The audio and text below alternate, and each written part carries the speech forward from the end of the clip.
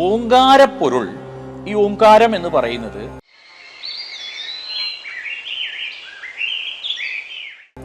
ആ ഉ മ എന്നീ 3 അക്ഷരങ്ങൾ ചേർന്നതാണെന്ന് മനുസ്മൃതിയിൽ പറയുന്നുണ്ട്. എവിടെയാ പറഞ്ഞത്? മനുസ്മൃതിയിൽ. എന്താ പറഞ്ഞത്?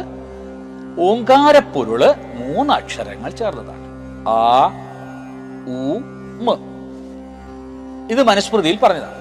ഇതിലെ ഓരോ അക്ഷരവും അറിഞ്ഞു ഉപാസിച്ചാൽ ഐഹികമായ സർവ്വതും നേടി കേനോപനിഷത്തിൽ പറയുന്ന ഉമ എന്ന ജ്ഞാനപ്രവാഹത്തെ തന്നിലേക്ക് ആവാഹിക്കാൻ കഴിയുമെന്ന് തീർച്ച.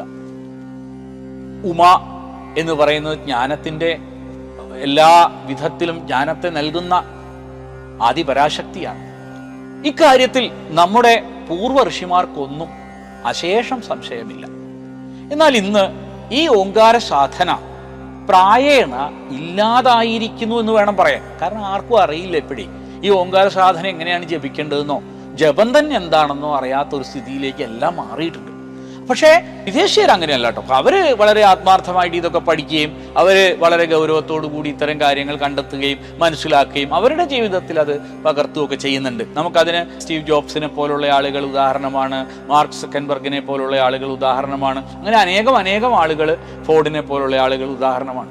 പക്ഷേ ഈ പറയുന്ന രീതിയിൽ ഓങ്കാര സാധന പ്രായേണ ഇന്നിപ്പോൾ നമ്മളുടെ ഇടയിൽ ജപിക്കുന്ന രീതി തന്നെ നഷ്ടപ്പെട്ടു പോയി. അതിനെ തിരിച്ചു കൊണ്ടുവരും. ആ ഋഷീശ്വരന്മാർ നടത്തിയ മഹത്തായ ആ കണ്ടെത്തലിനെ തിരിച്ചു കൊണ്ടുവരുന്നതിന് വേണ്ടിയാണ് ഞാനിവിടെ നിങ്ങളെ ഇത് പഠിപ്പിക്കുന്നത്. നിങ്ങൾ ഇതിൻ്റെ സനാതനധർമ്മത്തിൻ്റെ, ഹിന്ദുധർമ്മത്തിൻ്റെ, വൈദിക ധർമ്മത്തിൻ്റെ, ആര്യധർമ്മത്തിൻ്റെ അടിസ്ഥാനമാണ് പഠിക്കുന്നതെന്ന് നിങ്ങൾ ഒരിക്കലും മറക്കരുത്.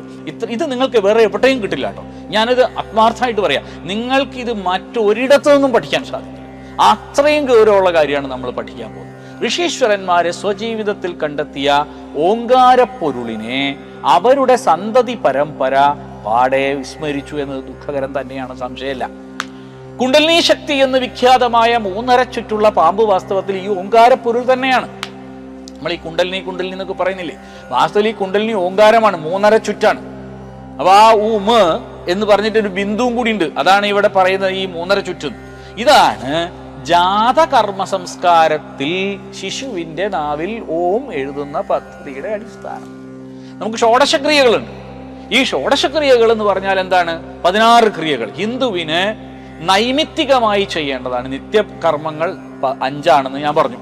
ഇനി ഷോഡശക്രിയകൾ, ഈ 16 ക്രിയകൾ എന്ന് പറഞ്ഞാൽ ഗർഭാധാനം മുതൽ, അതായത് ഒരു കുട്ടിയെ ഗർഭം ആയി വരുന്നത് മുതൽ ഗർഭാധാന സംസ്കാരം, അതൊരു സംസ്കാരമാണ്. ആ ഗർഭാധാനം മുതൽ അന്ത്യേഷ്ടി വരെ, അതായത് മരിക്കുന്നത് വരെ ചെയ്യുന്ന 16 ക്രിയകളാണ്. ആ 16 ക്രിയകളും നിങ്ങൾ മനസ്സിലാക്കേണ്ടതാണ്. കൂടെ നമുക്ക് ഓരോന്നായിട്ട് പഠിച്ചെടുക്കാം. ഏതായാലും അതിൽ ഗർഭാധാന സംസ്കാരം കഴിഞ്ഞ് പുംസവന സംസ്കാരം കഴിഞ്ഞ് കുട്ടി ജനിക്കുമ്പോൾ, അതായത് ജാതകർമ്മം ചെയ്യുമ്പോൾ, അതിനാണ് ജാതകർമ്മം എന്ന് പറയുക. ജാതക കർമ്മം അല്ല കേട്ടോ, അതായത് ജാതകം എഴുതുന്ന കർമ്മം എന്ന് വിചാരിക്കരുത്. ജാതകർമ്മ സംസ്കാരം എന്താണ്? ഈ ജാതകർമ്മ സംസ്കാരത്തിൽ ചെയ്യുക, കുട്ടിയുടെ നാവില് ഓം എന്ന് എഴുതുന്നു. അതുപോലെ തന്നെ കുട്ടിയുടെ ചെവിയിൽ വേദോസി, നീ വേദമാണ് എന്ന് പറയുന്നു.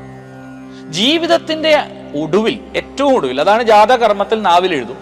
ജീവിതത്തിന്റെ ഒടുവിൽ മരിക്കാൻ കിടക്കുമ്പോൾ ഓമിനെ സ്മരിച്ച് മൃത്യുവിനെ ആലിംഗനം ചെയ്യാനാണ് ഈശാവാസ്യോപനിഷത്തില് ആവശ്യപ്പെടുന്നത്, ഋഷി ആവശ്യപ്പെടുന്നത്.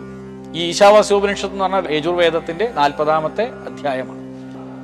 സംസ്കാരക്രിയകളും യോഗ സാധനയും ഉപനിഷത്തുക്കളുമൊക്കെ എങ്ങനെ പരസ്പരം ബന്ധപ്പെട്ടിരിക്കുന്നു എന്നതിൻ്റെ ഏറ്റവും നല്ല ഉദാഹരണം കൂടിയാണ് ഇത്. ഇപ്പൊ പലരും പറയാറുണ്ട് സംസ്കാരക്രിയകളും ഉപനിഷത്തുമായിട്ട് ബന്ധമില്ല, യോഗ സാധനയും സംസ്കാരക്രിയയായിട്ട് ബന്ധമില്ല, അല്ലെങ്കിൽ ഉപനിഷത്തുക്കളും യോഗ സാധനയും തമ്മിൽ ബന്ധമില്ല എന്നൊക്കെ പറയുന്ന കേൾക്കാം. എന്നാൽ അങ്ങനെയല്ല എന്ന് മനസ്സിലാക്കാവുന്ന ഏറ്റവും നല്ല ഉദാഹരണമാണ് ഞാനിപ്പോൾ നിങ്ങളെ മുമ്പിൽ കാണിച്ച് തന്നത്. ഹിന്ദുവിൻ്റെ നിത്യകർമ്മമായ 5 എണ്ണവും നൈമിത്തികമായി, അതായത് നിമിത്തം കാരണം, because of a situation we are doing 16 sacraments. Okay.